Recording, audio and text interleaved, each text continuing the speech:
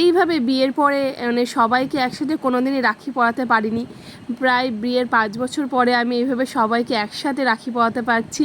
তার মধ্যে পিসির ছেলেগুলোকেও আজকে মানে পেয়েছি যে যাই রাখি পরাতে পারলাম। এমনি না হলে কি হয়, এমনি আমার কাকার ছেলে মেয়ে, জেঠুর ছেলে সবাই মানে বাড়ির সব ভাই বোনদের মিলেই রাখি পূর্ণিমাটা সেলিব্রেট করি। যাই হোক, পুজো ছিল বাড়িতে মনসা পুজো ছিল, সেই উপলক্ষে সব পিসিরা এসেছিল। যাই হোক, এটা আমার মেজো পিসির ছেলে, মেজো পিসির বড় ছেলে, দাদা হয় আমার, তন্ময়দা। দেখ, ওকে দিয়ে ফার্স্টে শুরু করেছিলাম আমার রাখি পূর্ণিমাটা। আর দাদা ছিল না, আমার দাদা, তারপরে ছিল আরেকটা দাদা জেঠু ছিল, ওরা কেউ ছিল না, ওরা মানে আমাদের বেথুয়া বাড়িতে ছিল, ওরা তখন আসেনি, তাই এরা যে কজন ছিল তাদেরকেই দিয়ে দিচ্ছি।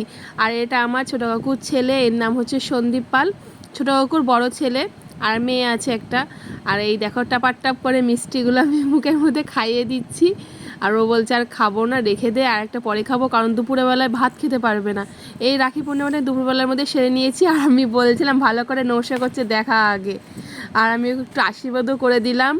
তারপরে চলে আসলো এটা মেজো পিসির ছোটো ছেলে, মানে এর নাম তমাল পাল। তোমরা অনেকে একে আমার লাইভে দেখতে মানে লাইভে কথা বলতে শুনেছো তমালকে। এ হচ্ছে তমাল পাল, এটা হচ্ছে আমার মেজো পিসির ছোটো ছেলে। আর মেজো পিসির আরেকটা মেয়ে আছে, সে বড় দিদি। তারপরে ওকেও একটু মিষ্টি খাইয়ে দিলাম। এইভাবে না এইসব দিনগুলো মজা করে কাটে। তারপর ও বলছিল আরেকটা মিষ্টি দে আমাকে, আমি খাই। তারপর বললাম প্রণাম কর ভালো করে, ও একটু প্রণাম করলো ভালো করে। যাই হোক, তারপরে দিয়ে দিলাম আমার সেজো কাকুর ছেলেকে, এটা সেজো কাকুর ছোটো ছেলে। মানে কি বলবো, একসাথে সবাইকে পাইনি, সবাই মানে পরপর আসলো। তারপরে সেজো কাকুর বড় ছেলে এটা, আগের সেজো কাকুর ছোটো ছেলের নাম সৈকত, আর এটা বড় ছেলে, এর নাম হচ্ছে সুজল। ওকে বললাম পুরোটাই খেয়ে নে। আর একটা মিষ্টিও আছে বললাম। আর মাঝখান দিয়ে চলে গেল জেঠু লুঙ্গি পরে।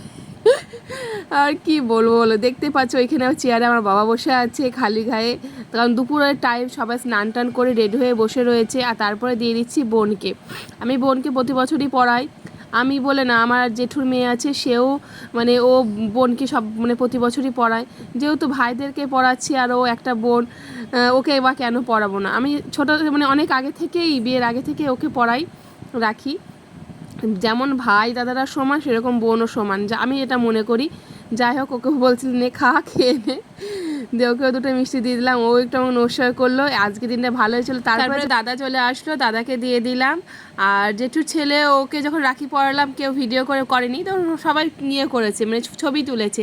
যাই হোক, সেই ছবিগুলো তোমাদের কিছু ছবি আমি তোমাদেরকে দেখাবো। আর এখানে আমি দাদাকে রাখিটা পরিয়ে দিচ্ছি। ও এখন দুপুরে ভাত খায়নি, কারণ ও হচ্ছে কিছুক্ষণ আগেই ঢুকলো, আর আমি ভাত টাত খেয়ে রেডি হয়েই নিয়েছি, কারণ আজকে বাড়ি ফিরতে হবে বাবার সঙ্গে। যাই হোক, আজকে দিনটা ভালোই কাটলো। তোমাদের কেমন লাগলো অবশ্যই জানিও। ওকে, টাটা।